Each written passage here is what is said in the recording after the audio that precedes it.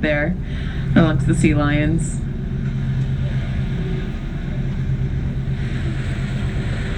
You can see a lot of the birds hanging out too, so the birds will wait to see if the whales are bringing food towards the surface to see if they can grab a quick snack too. If the bait's near the surface, the pelicans will usually do a behavior called plunge diving, where they actually plunge towards the water to get a mouthful of food, while the gulls will usually kind of pick at individual animals they can get to. Oh, there goes a nice deep arch and a tail fluke. Very nice.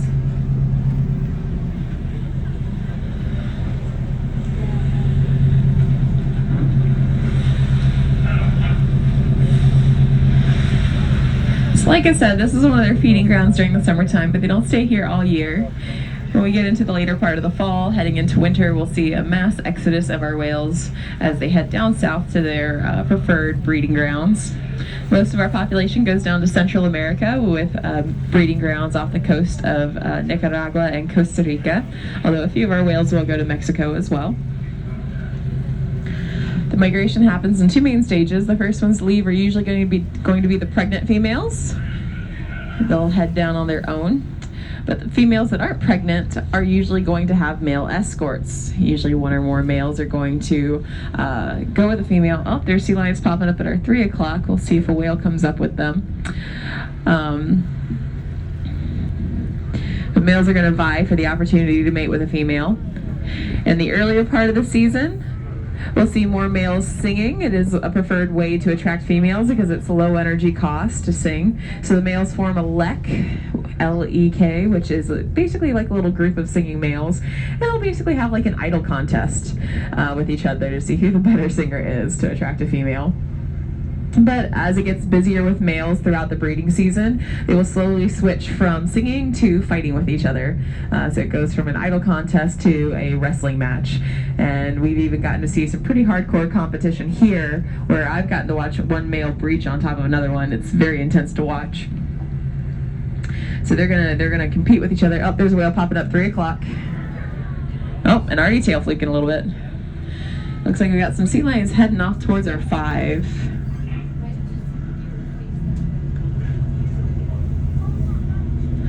They're porpoising so nicely they almost look like dolphins, but those are sea lions.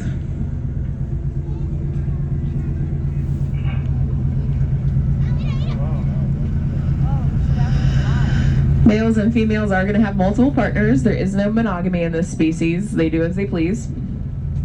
Once they're done with the breeding season, they're going to come back up north to the feeding grounds for another summer. Oh, there's a whale popping up in the distance at our 3 o'clock towards the edge of the fog. Oh, there we go. Got a couple whales popping up. Most of them are a little bit more, what I assume might be east of us. I can't really tell in this fog.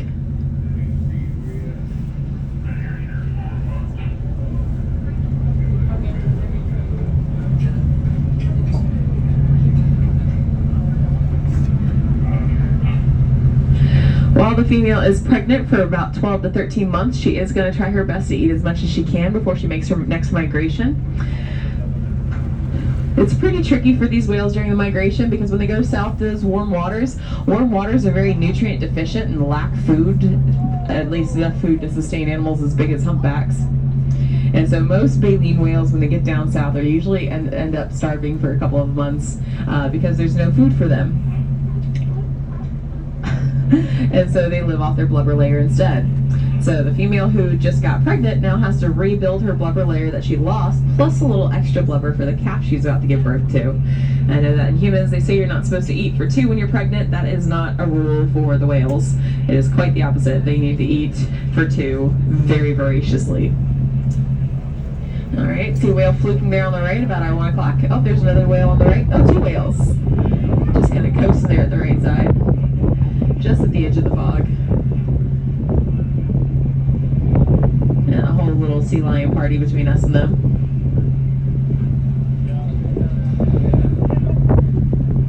One of the reasons why the whales even have to make this migration down south to the warm waters where they cannot eat is because of the calves. The calves are born with little snow blubber, and so they need time to nurse in those warm waters to develop that blubber layer that's going to help insulate them against the cold. Oh, hi there, sea lions.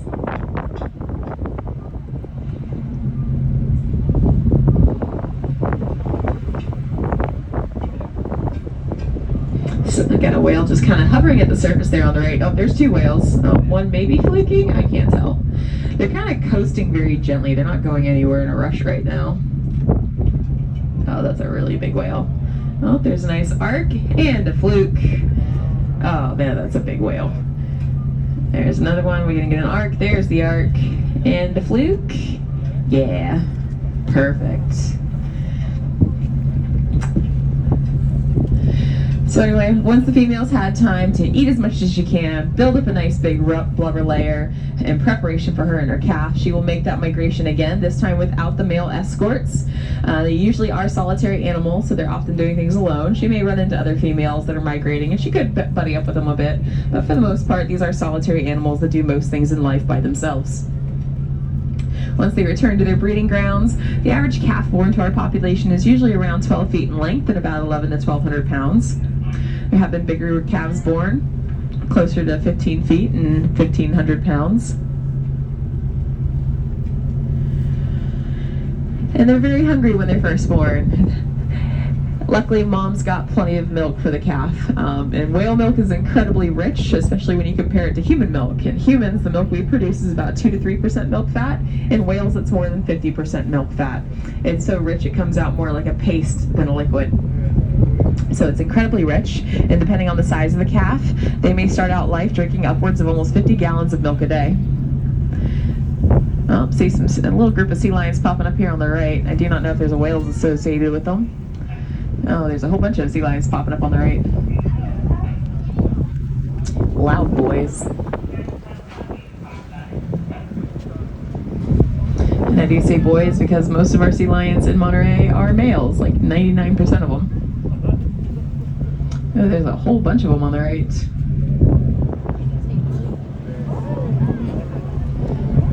Oh, and there's a whale just on the other side of them. 3 o'clock.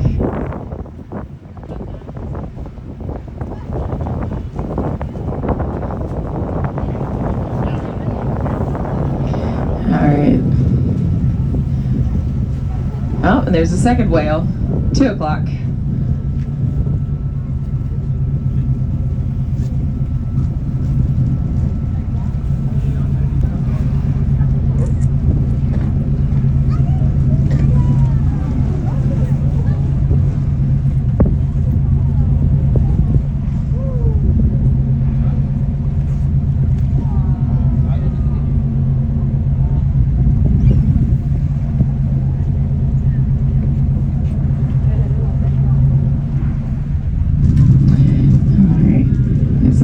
There goes a steep arch and half a fluke there at our 12:30.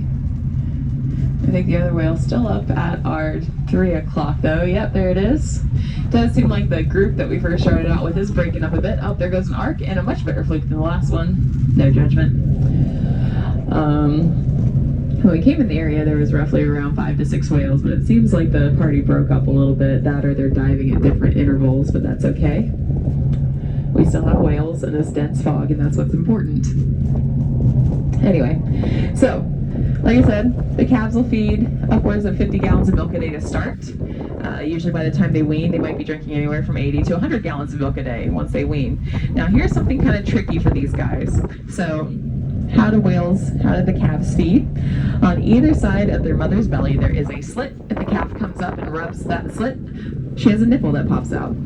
Now, in mammals that feed this way, they need to be able to suckle, which means they need lips. Whales don't have lips. Whales are actually incapable of suckling. So how do whale calves even feed from their mother if they can't actually suckle properly? Well, it's kind of funny. It's probably one of the funniest ways any mammal feeds. The calves will come up to their mothers and they'll curl their tongue into a tube shape, not too unlike how we would curl our tongues. And basically they just let that milk shoot down through their tongue into their mouth. And so that's how they're actually going to feed despite not having lips. So, pretty cute. Calf's going to spend usually around 2 months feeding to build up some blubber layer, build up some size and some muscle mass. And then eventually in the springtime, the mom and calf will come up the coast and reach their foraging grounds. Now, the female